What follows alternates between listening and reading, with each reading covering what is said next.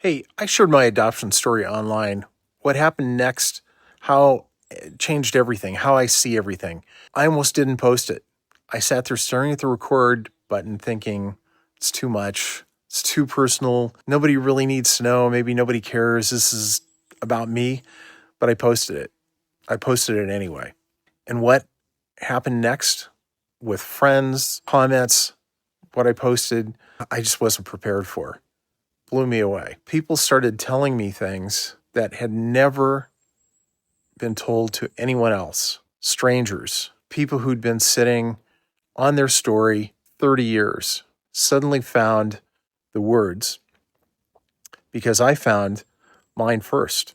And that moment taught me something I now believe is one of the most important lessons in building a personal brand, growing a business, and creating relationships that actually last. Your story isn't your liability, it's your superpower. We all have this idea that we have to be perfect. When I first went into the business world, I believed I needed to look like Gordon Gekko and be perfect, and everything had to be perfect in my world. No one relates to that. Here's what I shared. My adoption story, it's not a neat, feel-good narrative. It's complicated. It's a bit messy. The birth father that I recently discovered, her 5 mothers of my half-siblings. Honestly, man in so many ways.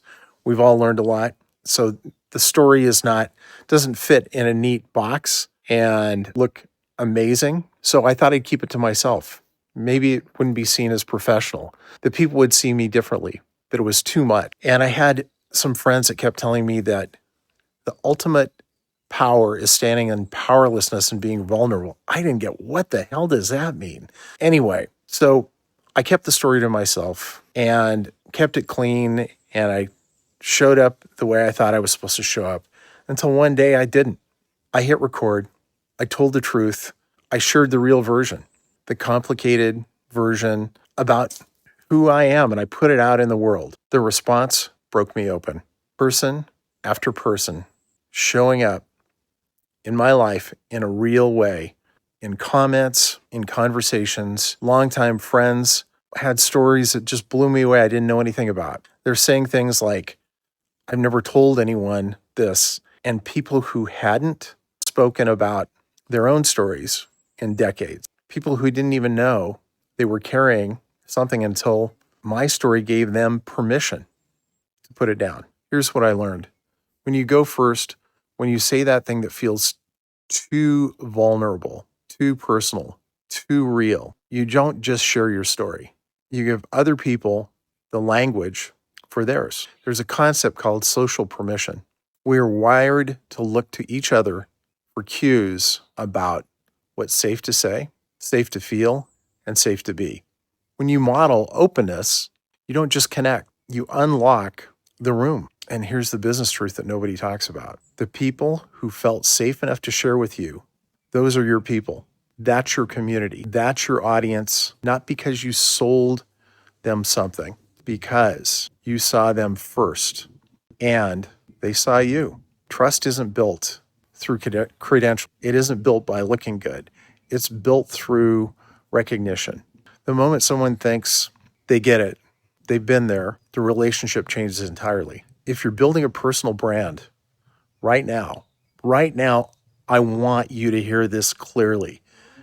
I want you to hear this clearly. The world does not need another highlight reel. There is more polished content, more perfect posts, more curated feeds than any human can possibly ever consume. And people are exhausted by it. I know I am. Sometimes it's too much. I'm trying to figure out what my favorite workout is, what the ultimate biohacks are, what cuts through, what makes someone stop scrolling, screenshot your post, and share it with a friend at midnight. The real thing. Vulnerable, honest communication, not the performance of authenticity. It's not the performance of authenticity. It's the actual practice of it. Your story, the hard part, the weird part, the crazy part, the part you have been editing out. That's the part. That's the part that finds the person who needs it the most. And that's why I post. And that person, they become your most loyal follower, your most committed client, maybe a treasured friend. Who knows? Your most generous referral source, because you didn't just serve them. You freed something in them. So what's the story you've been sitting on? What's the thing you've recorded and deleted, typed and erased, started to say in a room and then pulled it back? I'm not telling you to trauma dump at all. I'm telling you to share before you're ready. But I'm telling you that somewhere out there, someone has been carrying your exact story for 20, 30 years or more in silence, alone, waiting for someone to go first. You could be that person. Post the thing. Say the real thing. It's so liberating. I can't begin to tell you. It's celebratory for me now. Share the part that scares you a little. Not because it's a strategy, though it's one of the most powerful strategies that I know. And because someone is waiting on the other side of your courage. I almost didn't post it. I'm glad I did. I'm really glad I did. I celebrate it and everything that came out of it. Your turn. Your turn. What's the story you've been afraid to share? Drop it below. Or just say me if you're carrying one. And subscribe and follow for more. There'll be more stories. And if you want more details, somebody who has amazing things and has studied vulnerability and especially the power of it. Vulnerability is the biggest power.